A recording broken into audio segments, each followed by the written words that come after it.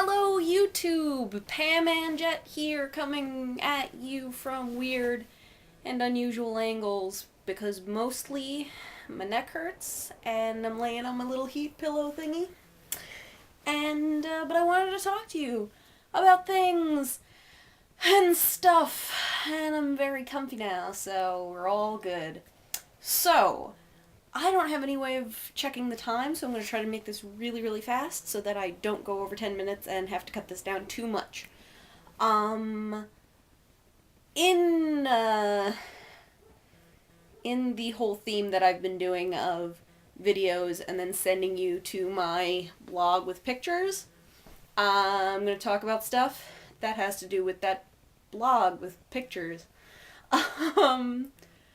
Something that I think everybody knows is that of all the bounty hunters in the galaxy, we got IG-88, he's pretty awesome, we got Dengar, but the mother of all, the coolest cat in the land, definitely Boba Fett. It's definitely Boba Fett. Everybody fucking loves Boba Fett.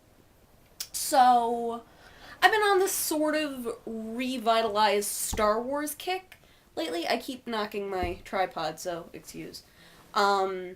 Mostly because the cool cat that does the RedLetterMedia Star Wars prequel pick-apart kind of awesome review videos, I will put a link so that you guys can go check them out if you don't already know, has been just finished his second series, which was all about episode 2, which we all hate, but he talked a lot about, Empire in that video and sort of compared the two.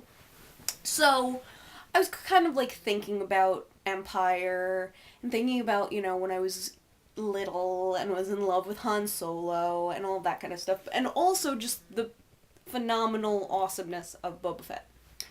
I really dig Boba Fett. I just think he's cool.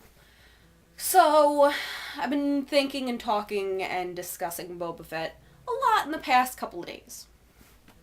And when I got out of work today, I was walking home, I was walking to the train, and in front of the, now I can't remember the name of the place. It's like some Mexican place in on Washington Street. There was Boba Fett. Guy in full Boba Fett costume.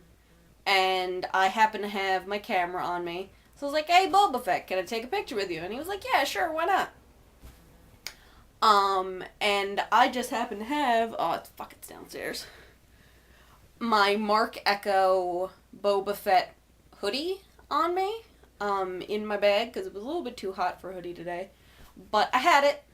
If any of you have seen the Mark Echo Star Wars clothing line thing that he did with all of the different hoodies, he did like a Vader one and a Stormtrooper one, which were kind of meh because they were just black and white, obviously. Then he did the X-Wing pilot hoodie, which was really cool, which I would also very much like to have, and the Boba Fett hoodie, which is, the best one. And I own it. For any Dollhouse fans out there, Topher has this particular hoodie in one of the episodes.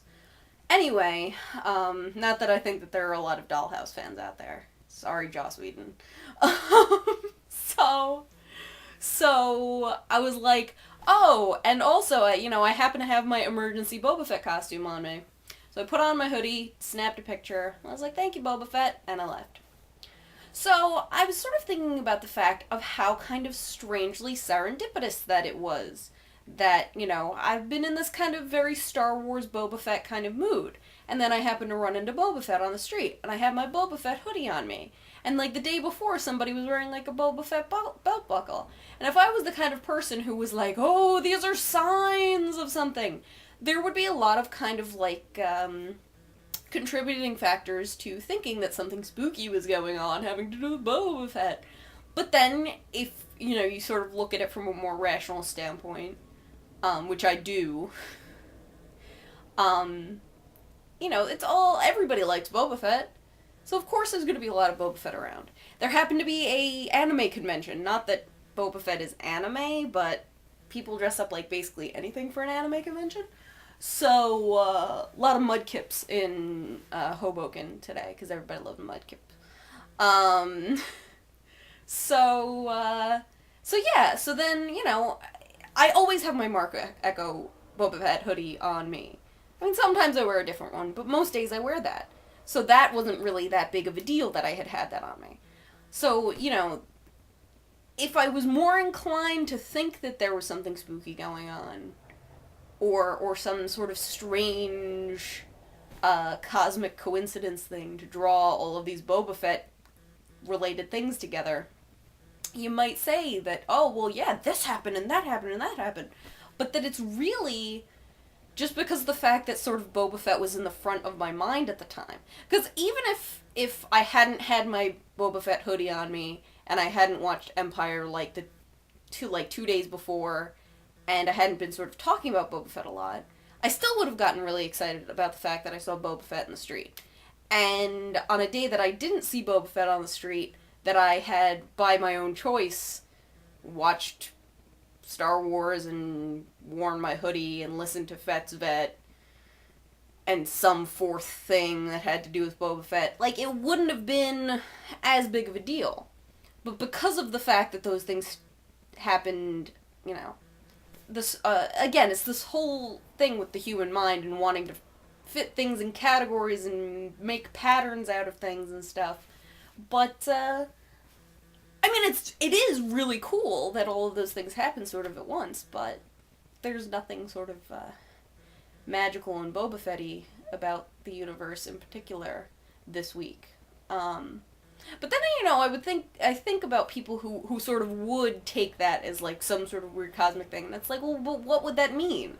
What would that be pointing to? What would be the point of the universe trying to, coordinate all of these Boba Fett related things for me? Like, what would, like, oh, cool, thanks, Boba Fett. Like, thanks, universe, for Boba Fett. But, so yeah. So I snapped a nice picture with him, and it's up on my blog. And like I said, RedLetterMedia, go check out that site. They're very funny videos. And also very poignant. Like, he makes a lot of really good points about, he did a whole series of Avatar videos that totally blow mine away. Like, I'm pretty proud of those videos. His are phenomenal. But I'll put a link.